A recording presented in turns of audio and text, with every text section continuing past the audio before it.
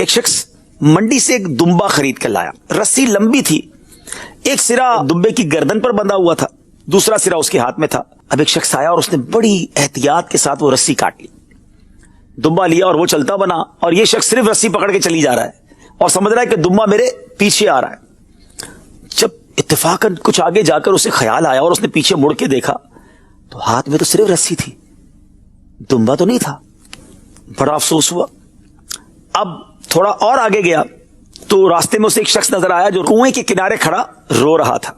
کہا کیوں رو رہے ہو؟ کب میرا بٹوا اس کنویں میں گر گیا ہے, اس میں 100 روپے ہیں, جو میرا بٹوا نکال کے لائے گا میں 50 اس کو دے دوں گا.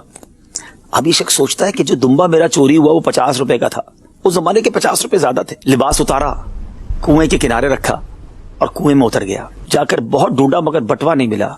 جب واپس آیا تو وہ بندہ بھی نہیں ملا اور لباس بھی غائب.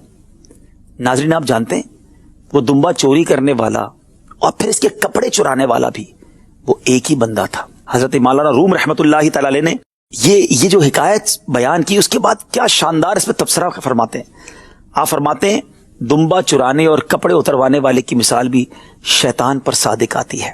یہ ملعون اپنے دین و مذہب کے غافل انسان کے پیچھے چلتا رہتا ہے اور پہلے اس کے ذکر و فکر کی رسی کاٹ دیتا ہے, اس کو دین سے, مذہب سے, علماء سے, علم دین کے تعلق سے دور کرتا ہے. پہلے وہ رسی کاٹی اور پھر آخر کار اس قدر وہ عیار ہے کہ دنیا کی لالچ, عیاشی کی لالچ, گناہوں کی لالچ میں وہ اس کو گناہوں کے کنویں میں گویا ڈال دیتا ہے اور پھر ایمان کا لباس لے کر بھی چلا جاتا ہے. اللہ نے قرآن میں فرمایا انہو لکم عدو مبین, بے شک شیطان تمہارا کھلا دشمن ہے.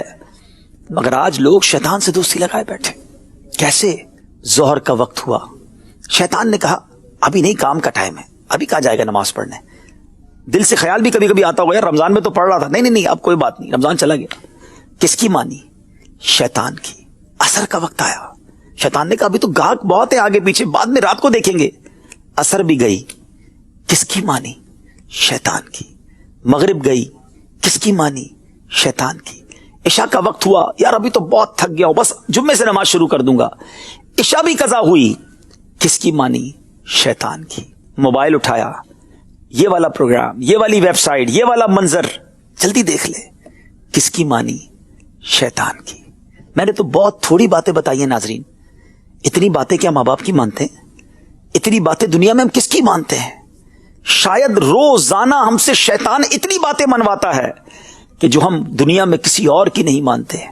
تو بتائیے نا, کیا یہ دشمنی ہے یا یہ پکی دوستی ہے؟ اور شیطان کی دوستی برباد کر دے گی.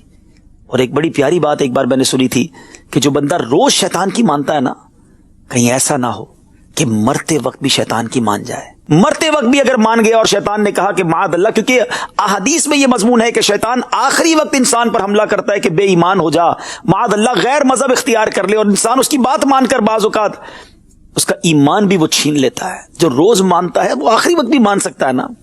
مبارک ہو اس کو جو روز رہ شیطان کو ہراتا ہے. شیطان کہتا ہے فجر میں سویا رہے, بہت تھکا ہوا ہے, وہ کہتا ہے نہیں میں رحمان کا بندہ ہوں, تیرا بندہ نہیں. جو ظہر کے وقت ظہر پڑھتا ہے, عصر کے وقت عصر پڑھتا ہے, مغرب اور عشاء پڑھتا ہے, رات جا کر اس کے ہاتھ میں بھی ریموٹ آتا ہے, مگر وہ کہتا ہے نہیں فلمیں ڈرامے نہیں, اگر دیکھنا ہے تو میں مدنی چینل دیکھ لوں گا. کس کی مانتا ہے؟ رحمان عز و جل کی, شیطان کی نہیں. وہ ہراتا ہے روزانہ شیطان کو, جی اس کا بھی چاہتا ہے, شیطان حملہ اس پر بھی کرتا ہے. جب آخری لمحات ہوں گے, سکرات کا عالم ہوگا, اور اس وقت شیطان کوشش کرے گا کہ میں اس کا ایمان چھین لوں, تو انشاءاللہ وہ بندہ کلمہ پڑھ کے شیطان کو وہاں بھی ہرائے گا اور اپنا ایمان بچا کر قبر میں جائے گا. فیصلہ آپ نے کرنا ہے.